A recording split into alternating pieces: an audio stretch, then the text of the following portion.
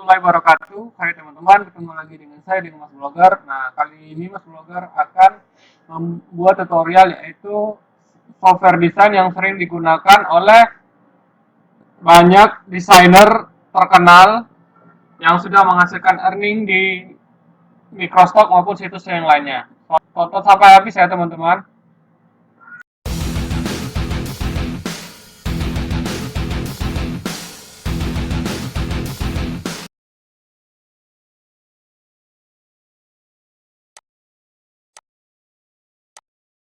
Nah, teman-teman, kali ini saya akan membagikan video yaitu tentang software desain apa saja sih yang bisa digunakan untuk mendesain vektor seperti icon, logo, banner, flyer, untuk teaser dan lain-lain sebagainya.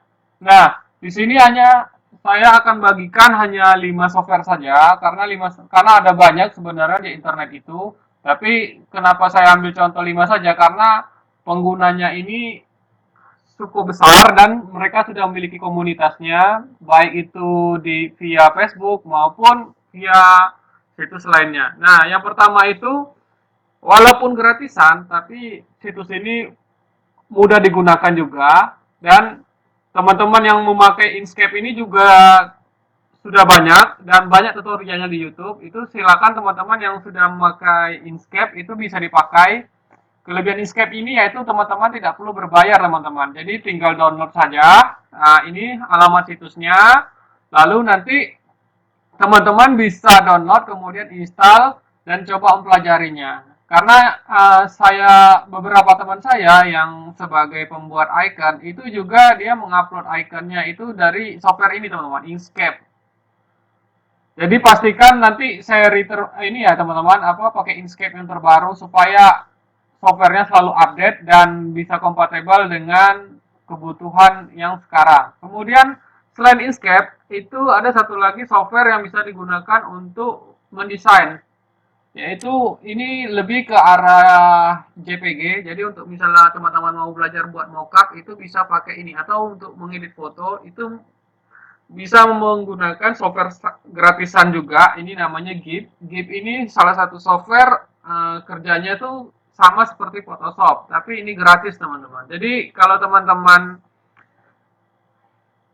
bingung mau pelajari software apa saja sih yang bagus tapi gratisan, ya ini pakai GIMP. Yang paling penting itu teman-teman punya software dan jangan sampai bajakan ya teman-teman. Itu biar hasilnya lebih berkah. Kemudian yang ketiga itu CorelDRAW. Nah, berbeda dari software aplikasi yang sebelumnya sudah saya jelaskan, ini software CorelDRAW ini berbayar teman-teman. Nah, kenapa banyak pengguna CorelDRAW? Karena CorelDRAW ini sangat mudah digunakan dan saya pernah baca itu penggunanya itu banyak di negara Asia Tenggara teman-teman. Nah, ini juga bagus dan cocok. Saya dulu juga pengguna CorelDRAW.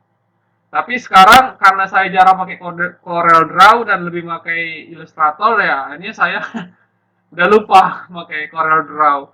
Jadi nanti pastikan teman-teman cocok yang mana, pakai software desain grafisnya untuk membuat ikonnya. Kemudian yang lain yaitu dengan menggunakan ada Photoshop. Jadi kalau anggapan teman-teman hanya software desain vektor saja yang bisa membuat untuk icon, itu Photoshop juga bisa teman-teman. Walaupun Photoshop itu lebih diutamakan untuk mengedit foto.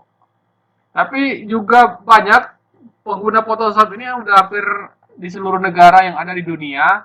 Dan memang Photoshop ini adalah software paling teratas yang paling banyak digunakan. Jadi ini favorit. Cuman sayang ini berbayar teman-teman. Jadi kalau teman-teman pengen menuju Photoshop, ini silakan lihat ininya teman-teman, linknya.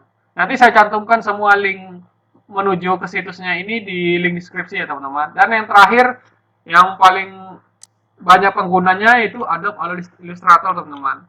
Salah satu banyak pengguna yang sangat menyukai Adobe Illustrator ini karena banyak situs seperti The Creative Market, kemudian Graphic Reaper, Shutterstock, Icon Finder, The Non Project itu sudah mendukung teman-teman. Misalnya format SVG, EPS, PNG, kemudian ada lagi AI. Nah, itu adalah format standar dari Adobe Illustrator. Nah, banyak juga teman-teman yang awalnya sudah lama pengguna Corel, pengguna GIMP atau Inkscape dan Photoshop, itu akhirnya beralih ke Illustrator ya karena kompatibelnya itu teman-teman. Jadi teman-teman tidak perlu pusing lagi misalnya kalau klien teman-teman minta atau mengupload file SVG. Nah, SVG-nya itu pastikan sesuai dengan standar yang ditetapkan oleh situs-situs. Misalnya kayak di Account Finder tuh, dia butuh SVG dengan ukuran artboard misalnya maksimal di bawah 100 px kali 100 px. Nah, enaknya ini kita sudah multi artboard teman-teman. Jadi nggak kayak Corel. Corel itu kan misalnya artboardnya cuma satu teman-teman, nggak bisa multi. Nah, itu uh, salah satu kekurangan Corel. Tapi saya nggak tahu kalau Corel terbaru nanti kalau sudah mendukung multi artboard kayak di Illustrator.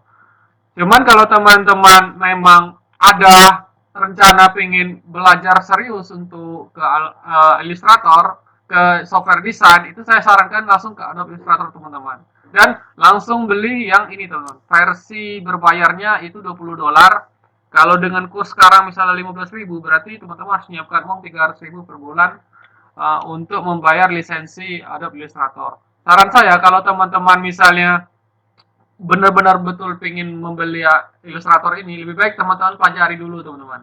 Setelah teman-teman udah tahu cara menggunakannya dan teman-teman sudah ada uangnya, silakan teman-teman beli di situs resminya langsung teman-teman. Dan saya lihat juga kayak di Tokopedia ataupun di Shopee itu ada, cuman itu kalau menurut saya sih bukan yang original teman-teman ya, itu bajakan teman-teman.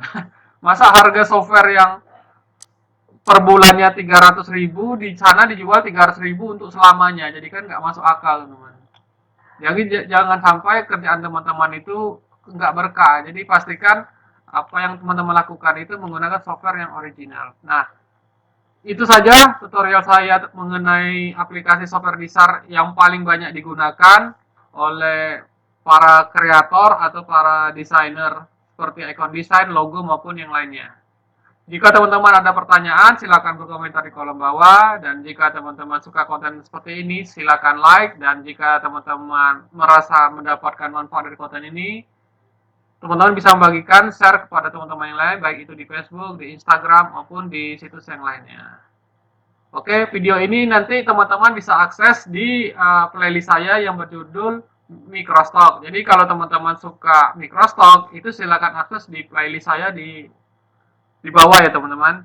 Oke, kalau gitu sampai ketemu di tutorial berikutnya.